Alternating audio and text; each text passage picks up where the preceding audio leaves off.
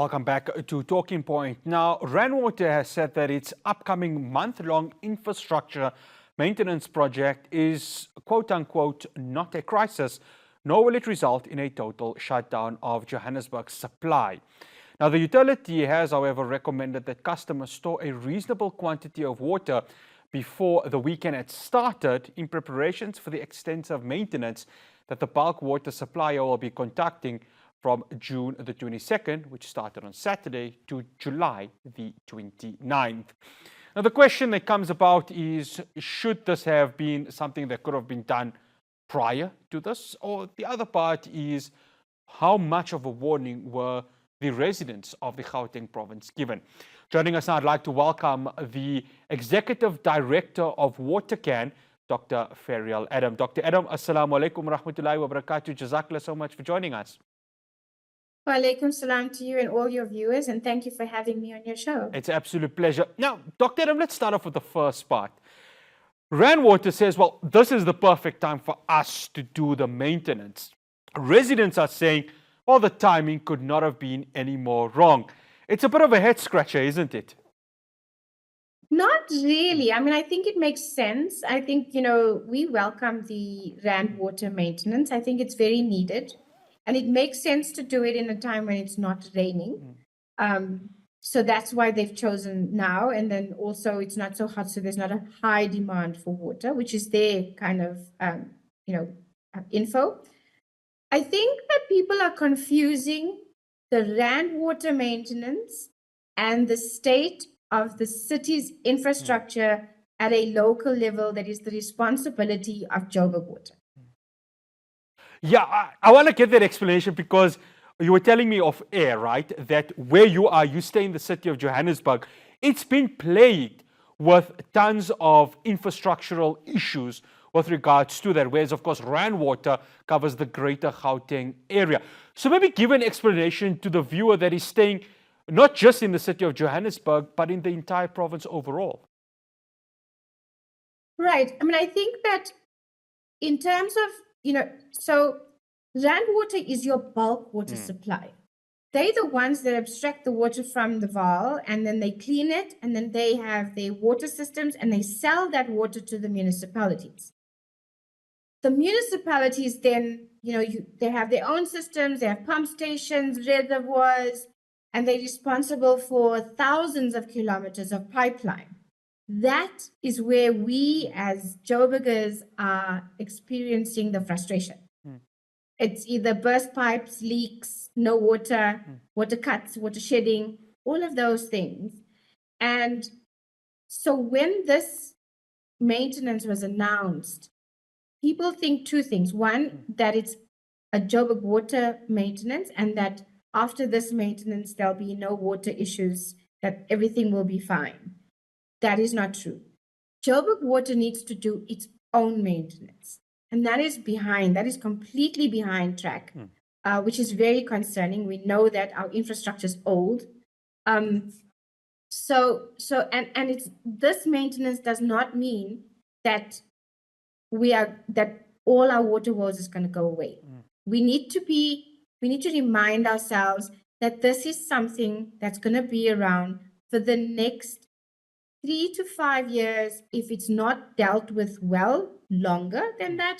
But if we start dealing with it, then 3 to 5 years, it's going to be here. And what that means is we have to change how we deal with water and our relationship with water. The Department of Water and Sanitation is going to play quite a huge role. I mean, one would assume that they are aware of, obviously, the current situation with regards to, Johannesburg Water and Water as a whole.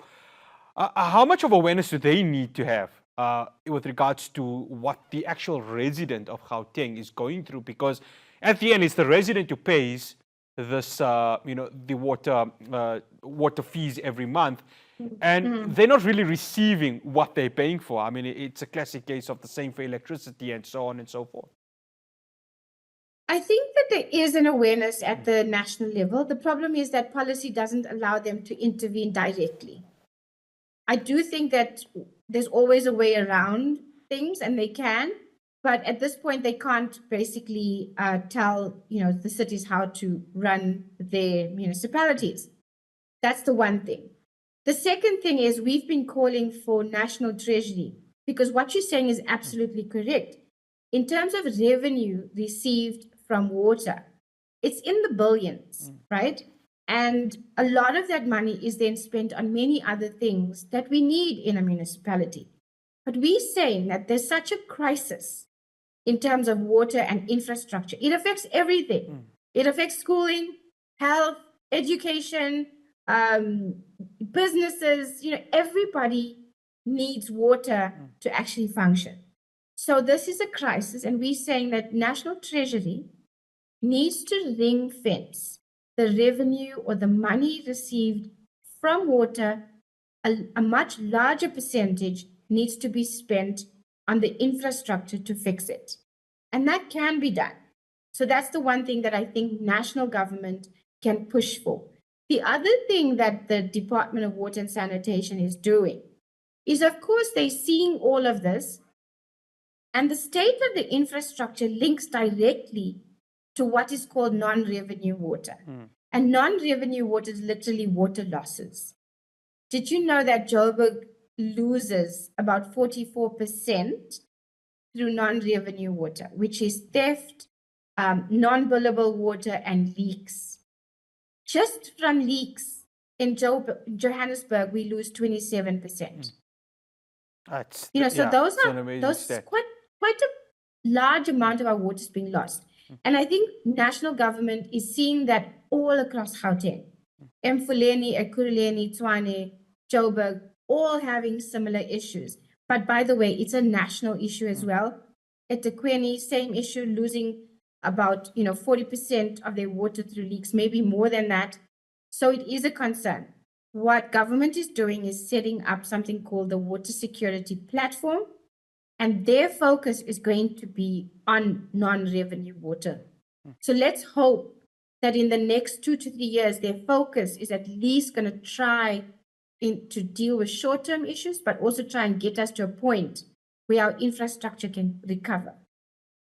Dr. Adam, the communication to residents. Now, I'll talk from a personal experience. My dad and myself had to go and get these 5-liter water bottles just to store as drinking water, and then fill up an outside tap for the washing of the dishes and the brushing of the teeth and so on and so forth. But there are many other residents of Gauteng who do not have that same luxury that maybe my residents would have, or maybe your residents would have, in terms of storing water.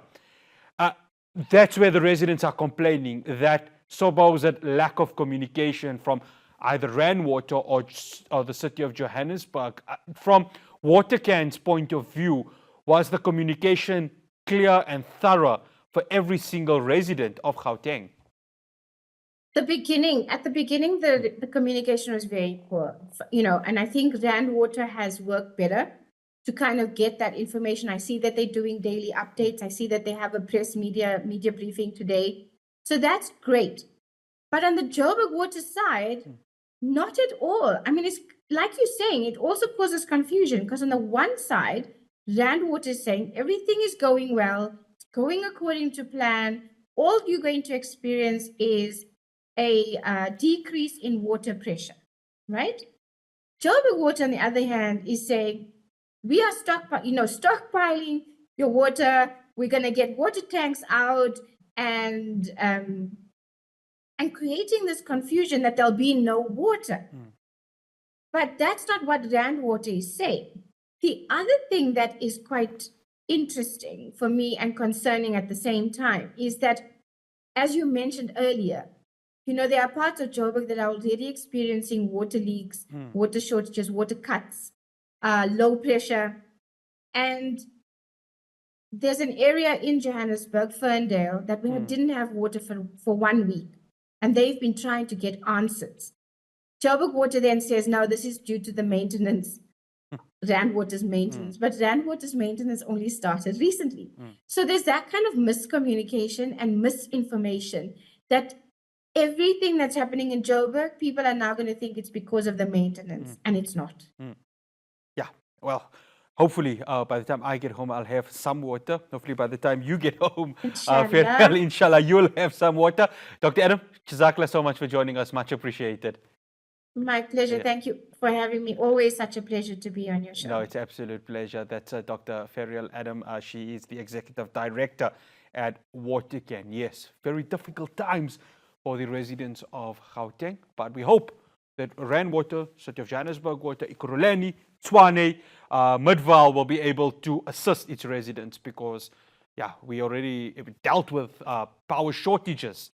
I tell you what, nobody wants to deal with water shortages. That is the essence of life. So we hope, inshallah, that will be able to be sorted out. That's all we have for you here on Talking Point. From myself, for Hospital, the rest of the team in Johannesburg. Assalamu alaikum wa rahmatullahi wa barakatuh.